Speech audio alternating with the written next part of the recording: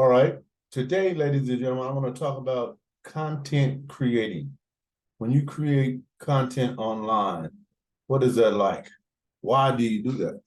What are some of the things that, or what's the process involved with creating content online? Because that's very important, especially in today's social media era, where it's essential that you're able to reach out and people are able to respond to what you say, do, or share, right? Whether you create a post, a video, audio, you want people to consume that content, right? Now, the first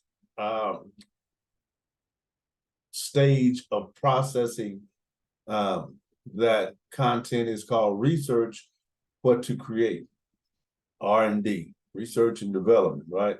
You want to be able to identify your topic or your subject that you're going to talk about or you're going to share content about. You want to be as familiar with that as possible because, you can actually even read it from time to time, right? It's not necessarily that it's all you coming from you. You can use reputable sources and make it more valid because of the reputable sources. It just depends on how you want to put the content together. It's all based on you, first of all. And then if you start out where you're kind of like just learning, that's okay too, because you'll eventually graduate to where you're actually effective or you're good at it.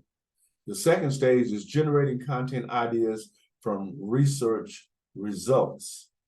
So you want to do some research. You want to have 2 or 3, maybe 4 or 5 different places you can go and get information on your specific topic.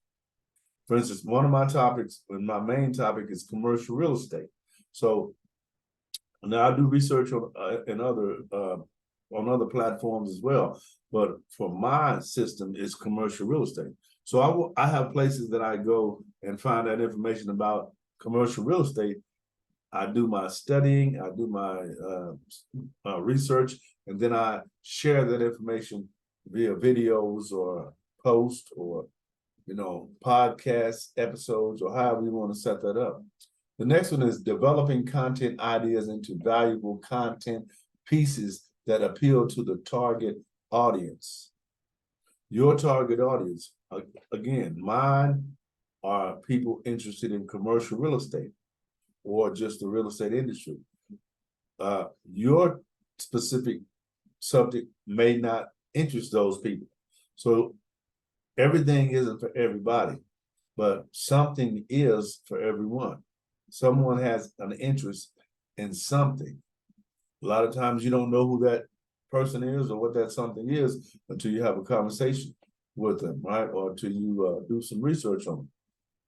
Fourth is distributing content pieces to the proper channels. Once you create your content, you want to be able to put it on Facebook, LinkedIn, Twitter, Instagram. Those are the platforms that you want to be able to put your information or your content on so that people can respond to it, right? And finally, promoting developed content pieces to the right audience. That's very, very important because, as I indicated earlier, everything isn't for everybody. And if I'm interested in finding out about race cars, I'm doing zero research on bowlers or skydivers, right? Those do not interest me. But you have a market for bowlers and you definitely have a market for skydivers as well. So make sure when you put your content together, it's packaged in a way where people who are looking for it can find that and several others so that they can look at more than one, because that's how you learn. You go from one to the next. You start off with A, then go to B, then C, and over time, you become really effective or really efficient with what it is that you were trying to learn. Okay, so make sure you put in your little thought process the steps that I just used as far as content creating to process, go from stage 1, stage 2, stage 3, all the way through the process, and then share that content on those different platforms.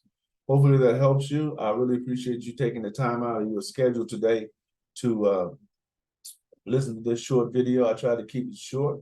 Remember to like, subscribe, and comment on these videos. And I'll see you on the next one.